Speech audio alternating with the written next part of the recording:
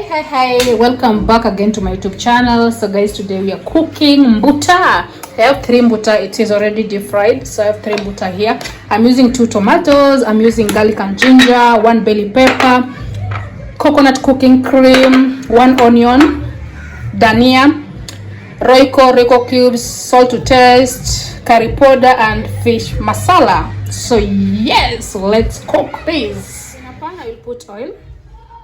I'm not going to use a lot of oil and let it like get hot kidogo. So my oil is ready. I will put the onions.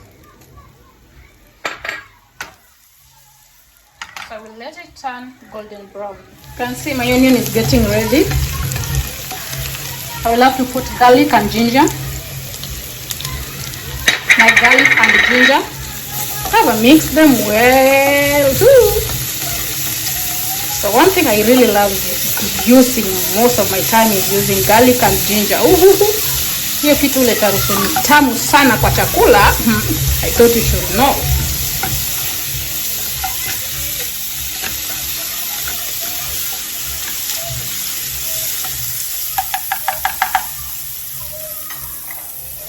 After that, I will put bell pepper. Today I'm using just 1 bell pepper, which is green. Green one.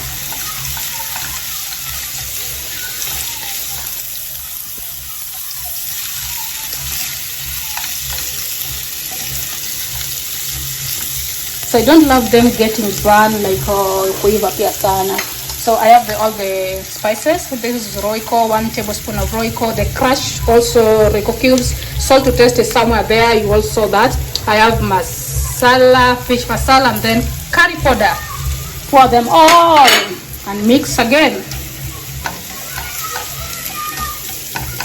Have a mix so well. Mix them well. So after that, I will have to put the tomato, the grated tomato. Those are 2 grated tomatoes, and mix them well. Leave them for 1 minute. Viive kidogo.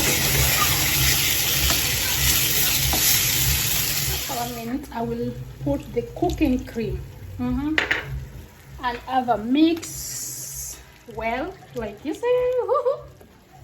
Cooking cream.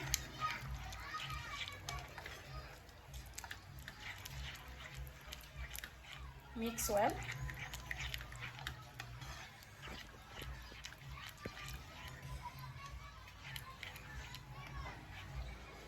So after that, I will arrange my 3 mbutas. I will let the heat like in a lower heat. Ndio ive vizuri, ive pole pole. Now let it give. After 2 minutes, I will have to geuza samaki. You make sure umegeuza pole pole isivunjike. Ndio both sides ive vizuri, unageuza.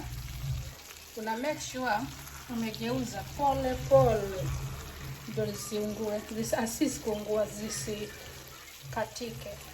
Pole pole tu, taratibu.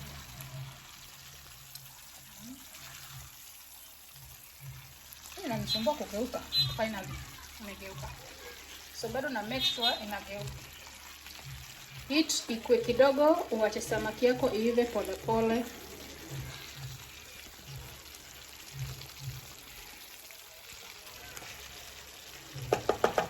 So nitawacha tena ive. So after a few minutes, I will check my mbuta. Guys, it's ready. And the last thing you know that I'm going to do is like spread some coriander, like garnish it with coriander. Oh, I hope you guys love this. And my food is finally ready.